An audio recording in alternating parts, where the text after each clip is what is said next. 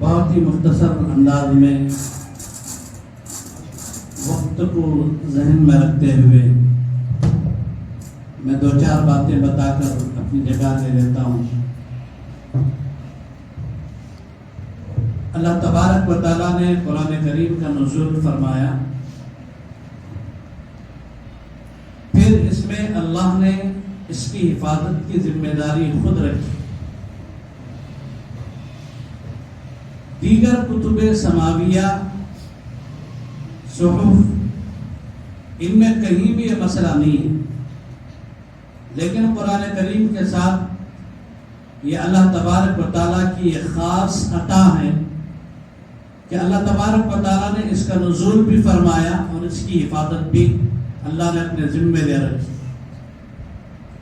اب اس کی حفاظت کے طرز کیا ہے، اس کی حفاظت کے طریقے کیا ہیں؟ اللہ تبارک و تعالیٰ نے مختلف اسباب اور ذرائع دنیا کے اندر بنا دیے۔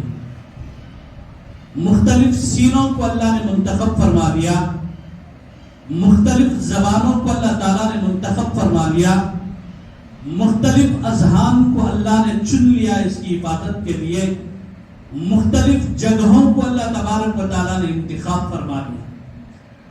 بعض سینے چنے، اللہ نے ان سینوں کے اندر اس کے زبر زیر پیش، اس کی نقل و حرکات کو اللہ نے محفوظ فرما دیا، اس کی ایک آیت کی حفاظت فرما دی۔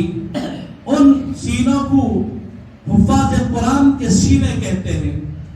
اللہ تبارک و تعالیٰ نے بعض سینوں کو منتخب فرمایا، اس کے معانی، اس کے مطالب اور اس کی جو اس سے متعلقہ جتنے احکامات ہیں، حلت کی، حرمت کی، جتنے بھی احکامات ہیں، اس پر اللہ تبارک و تعالیٰ نے بعض سینے چنے۔ انہیں علماء کہتے ہیں، مفسر قرآن کہتے ہیں، اور اس کی توضیح و تشریح میں حدیث پاک کی جو مدد لی ہے، ان سینوں کو محدثین کا سینہ کہتے ہیں، اور اس کے اشارے، کنایے، رموز کو جنہوں نے سمجھا ہے، پھر اس کے بعد احکامات کا نفاذ ہوا ہے، پھر ان سینوں کو فقہا کے سینے کہتے ہیں۔ گویا کہ قرآن متن ہے، حدیث پاک اس کی شرح ہے، قرآن متن ہے، فقہا کے فقہی مسائل اس کی شرح ہے، قرآن اللہ کا متن ہے، پھر جتنے بھی علوم ہیں، رموز ہیں، معارف ہیں، مطالب ہیں، یہ سب اس کی شروحات ہیں۔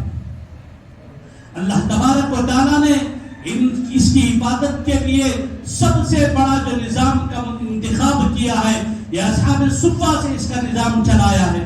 مدینہ طیبہ کے اندر اصحاب صفہ سے اس کی شروعات ہوتی ہے۔ اس کے پہلے معلم حضرت محمد رسول اللہ صلی اللہ علیہ وسلم، اور اس پر پڑھنے والے شاگردان کو حضرت ابو ہریرہ کہتے ہیں، یہاں پڑھنے والے شاگردان کو حضرت عبداللہ بن مسعود کہتے ہیں، یہاں پر پڑھنے والے شاگردوں کو حضرت معاذ بن جبل کہتے ہیں۔ ایک سلسلہ ہے، ایک کڑی ہے جو چلی ہے، مدینہ طیبہ سے چلی ہے، نبی علیہ السلام کے توجہات سے چلی ہے، حضور کے سینے مبارک سے چلی ہے، اللہ کے نبی کے قلب اطہر سے چیز چلی ہے، اور انشاءاللہ قیامت تک مدارس کی شکل میں یہ چیز امت کے اندر چلتی رہے گی۔ مدارس جب تک زندہ ہے، یہ قرآن کی برکتیں یہاں پر جگمگاتی رہیں گی، یہاں سے علماء، یہاں سے حفاظ، یہاں سے محدثین، یہاں سے مفسرین کا طبقہ نکلتا رہے گا۔ آج دنیا کی باطل طاقتوں کو یہ مدارس اسلامیہ اس لیے کھٹک رہے ہیں۔ یہ جو کتاب انقلاب ہے، اس کتاب انقلاب کی جو حفاظت ہو رہی ہے، وہ انہی مدارس کے اندر ہو رہی ہے۔ دن رات کی اساتذہ کی محنتیں ہوتی ہیں، امت کا ایک بڑا سرمایہ خرچ ہوتا ہے، امت کی نظر محبت ان اداروں کی طرف ہوتے ہیں، رات دن بچوں کی محنتیں ہوتی ہیں۔ یہ جو وہ کتاب انقلاب ہے، اللہ تبارک و تعالیٰ نے ان بچوں کے سینوں کے اندر محفوظ فرما دیا۔